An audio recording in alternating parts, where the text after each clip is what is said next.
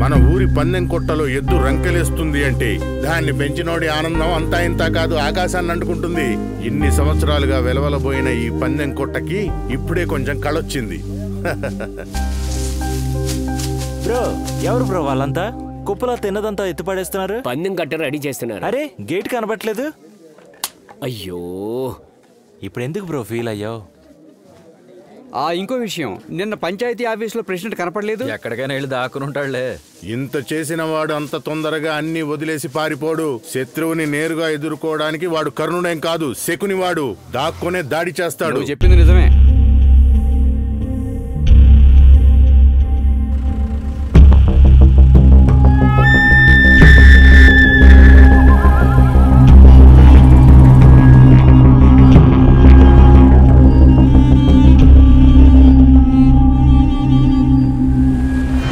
చూడరా రే మామా, ఒక సింహం వస్తుంది చూడు. ఒరే మామా, గుడి సైడే వస్తున్నట్టుందిరా.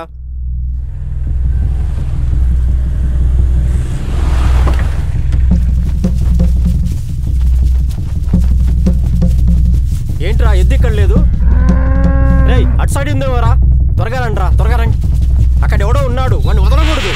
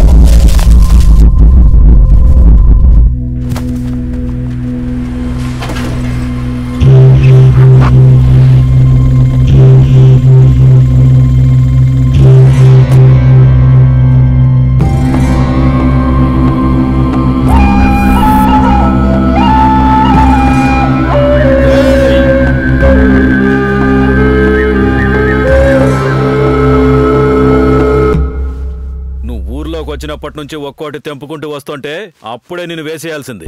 భయపెట్టి వదిలేసాం, అదే తప్పైపోయింది.